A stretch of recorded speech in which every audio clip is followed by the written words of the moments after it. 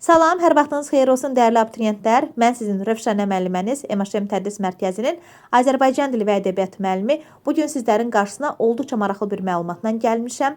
Belə ki, biz bugün sizlərin bir çoxunuzun yanlış bildiyi doğru haqqında danışacağıq, Dakı şəkilçisi haqqında danışacağıq. Çox böyük təsirlə qeyd eləmək istəyirəm ki, bir çox təhsil alanlarımız düşünür ki, Dakı şəkilçisinin qəbul edilmiş sifət dərəcəyə görə dəyişməz.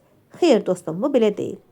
Bəli, böyük çoxluq Dakı şəkilçisinin qəbul edilmiş sifətlər dərəcəyə görə dəyişə bilmir. Belə ki, Bakıdakı, ən Bakıdakı deyə bilmirəm və ya şəhərdəki, ən şəhərdəki deyə bilmirəm. Evdəki, lap evdəki deyə bilmirəm. Amma bu demək deyil ki, Dakı şəkilçisinin qəbul edilmiş sifət dərəcəyə görə dəyişməz. Gəlin baxaq irəlidəki sözünə və ya baxaq yaxındakı sözünə və ya olsun uzaqdakı sözü. Bu sözləri dərəcəyə görə dəyişməyə çalışaq. Mən deyə bilərəmmi ki, ən irəlidəki? Bəli, deyə bilərəm. Demək ki, irəlidəki sözü dərəcəyə görə dəyişə bilər. Və ya lap yaxındakı deyə bilirəmmi? Bəli, deyə bilirəm. Və ya lap uzaqdakı, ən uzaqdakı deyə bilirəmmi dostum? Bəli, deyə bilirəm. Bu nə deməkdir? Bu o deməkdir ki, Dakı şəkilçisinin qəbul edilmiş sifət də dərəcəyə görə dəyişə bilər. Sən indiyə qədər belə bilmirdin, yanlış bilirdin mənim balam. İndən sonra doğruya köklən. Yaxşımı?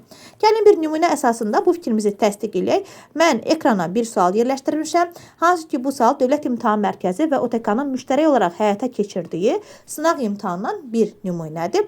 9-cu siniflərin buraxılış sınaq imtahanına daxil edilmiş sual nümunəsidir. Bu sualda deyilirdi ki, hansı sözlər çoxaltma dərəcəsində işlənə bilməyən sözlərdir.